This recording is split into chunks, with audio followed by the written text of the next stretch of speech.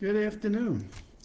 Tony Dattino here, founder of the USA Memory Championship. If you have not checked out the YouTube site, go to YouTube USA Memory Championship. You'll see the results of our 24th annual USA Memory Champion and congratulate John Graham for winning his third championship title. But for today, as you would have watched over the weekend, whether you were watching your football teams or your college or professional teams, and or you would have watched some of the news highlights, maybe some Major League Baseball. Some of this we watch it for joy. Sometimes we watch it and get stressed. And certainly the news from the last several days is enough concern for all of us to think about the consequences of the different actions that are being taken that are harmful to people of all kinds. And so it brings me to a topic that I talked about a few weeks ago that I wanted to refresh on, and that is talking about resilience. And I think about getting rest and relaxation to help the brain and our bodies get the right insights that give us recovery, give us rejuvenation, give us the opportunity to fire up the fight or flight, get the stress. Sometimes where do you feel your stress? I always think about that. I feel my stress right in here, which has led me to TMJ. But where are you feeling your stress? And there have been enough of studies shown that stress that hits that are impacting our heart. But one place we don't think about it all often is the stress that impacts our brain and our mental health. And I always think about this if you're looking to find your keys or you're trying to find your car parked in a lot somewhere, or you're trying to remember something and you're in a state of emotions, or where did you put something that's important you need to go find, and we stress, right? And oh God, the more we stress ourselves, the more we do what? We create these short circuit interruptions. And rather than thinking of where do we find, we just add to forgetting. And so I always talk to people about the importance of when you find yourself in a stressful mode, it's time to relax. It's time to back up and build some resilience into your routines. And the research that's coming out in this new Scientist article talks about the most popular activities. So how do you rejuvenate? How do you take a step back in these moments of tension, in these moments of emotional peak, where the adrenaline is pumping, and whether we're going to go out and fight or we're going to go run or whatever we're going to do, we are in a stressed mode. The body stresses itself up. What we need to be able to do is think about, well, let me take a few minutes, let me pause, let me stop and reflect on what and where I'm at, and let me step back. So this article talks about popular activities. Spend some time, go look at, in fact, even pictures of nature. So if you look around my living area, I've got pictures of the ocean and pictures of trees and pictures of streams and or water. Finding pictures work if you live in a city, or if you can't get out to a park, or you can't look at trees. As I've shown you many times in the past, I go sit out on my back lanai and I stare at the trees. And I say stare. They're meditative. I listened, like this morning, I was sitting outside. There were birds chirping away and just making their lovely sounds of harmony. And then I saw a gator swimming across the pond. Didn't jump out there to go look and see if I could go say hello to him, but just watching nature and what is out in our world that at least helps you to get away from the moments of the news or the things or the business issues or the family struggles and or challenges that you may have. So nature is certainly one of those ways that can help us go. Being alone. Now, sometimes people feel like being alone is too much because there's this whole thing I've been talking about in terms of isolation and loneliness. We never, ever want to feel like we're alone in the world. That would, in maybe a 10 or 15 minute, just give me some downtime, is not followed by, now let me go out and talk with someone. So I always find that for me, I need to get out at least once a day and go sit on the porch if I'm not going out about in the car or going out and do some errands or some work activities. I'll go sit on the porch and just wait to see a few people walk by with their dogs. or some people ride bike riding and or with a baby carriage. So there are people that are at least going by you can say hello to and how was your day.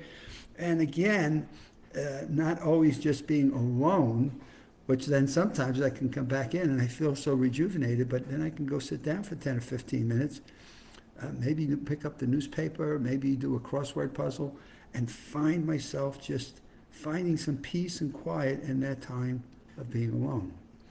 On my television, I have the music stations. I love to listen to music from oldies, 70s music. I just love, or love songs.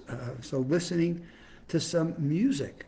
And what I'm always sensitive to is an article I read years ago where I'm now reading AI is now programming the music you listen to based on your own brainwaves. And always remember an article I read years ago that talked about the Beatles music as being, the early Beatles music, as being the best music to listen to. You take you back down a level or two and bring you into a calming state where your mental functions become superior. They work in a more functional way. You can remember things, you can study things. It's a good time for learning. Doing nothing in particular. Like, okay, you don't have to have a task where you have to have mental function and totally focus, but you just kind of let it go. And you say, you know what, I'm just going to do something silly. Maybe you want to do some house cleaning. I know I've read enough about working in a garden, going out and digging some flowers in, or just walking around the garden and watering your flowers, or just walking around and taking some weeds, out of the soil and putting them into the waste bins. So doing nothing that is demanding and taxing to where you've really got to focus your mental energies and really pull yourself into multiple directions. So doing nothing in particular can be followed by a good walk. Maybe, and you say, you just go for a walk. I mean, I live in a great neighborhood. I was telling somebody this morning, I feel like I live on a street, it's a dead end, not a lot of traffic and activity, lovely neighbors. It's just a great place to go out and just take a walk. And you will walk up. The only thing I do become a little aware of, and I'm living here in Florida, so Windermere, Florida, we do have snakes that show up every once in a while. So sometimes I like to walk in daylight. I always like to see where I'm walking. But taking a good walk again. I see in the corner here, neighbors have their dogs out playing in the morning and many times in the evening. I see kids out throwing footballs in this time of the year, maybe a baseball during the baseball season. But I see kids outside and just stop and just look at the kids playing. And just remember when I played baseball, or when I used to love going out and playing football or basketball, though we don't have any basketball courts in the local area. So in any case, it's just taking a walk where you're just going out and observing the things that are out about you and making yourself a student of what's going on in your neighborhood. And what are you watching people doing? Who's driving by? Who's talking to whom? And just make it like a research trip in a very positive way. You're just seeing what happens in my neighborhood and how are these pieces coming together. Maybe kids are getting out of school, and you watch the kids with their school bags and get on the bicycles and go on the school bus. I watch at the corner here. The school bus comes down. What kids are getting off and they're carrying their books, and who are they talking to, and how are they walking? Are they in a hurry? Are they in slow? Did they have a good day at school?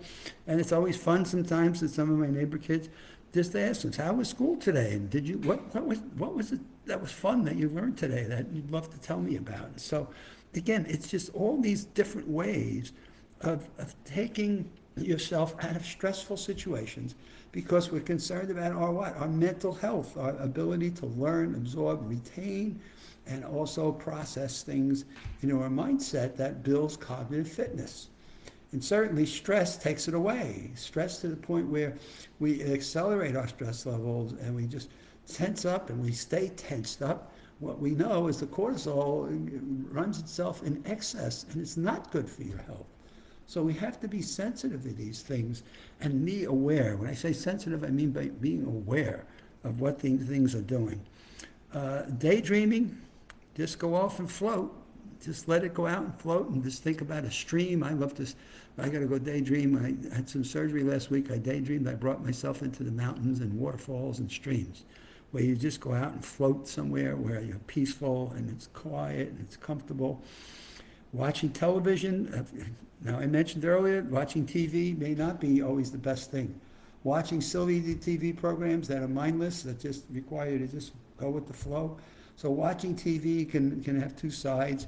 And of course, practicing mindfulness, where you just become mindful of the moments and where you're at and what you're doing. These are just some of the things that I find, activities, work tasks, that you can do to help with your mental fitness. And mental fitness to me is all about how do you manage your thinking, your what I call your gig.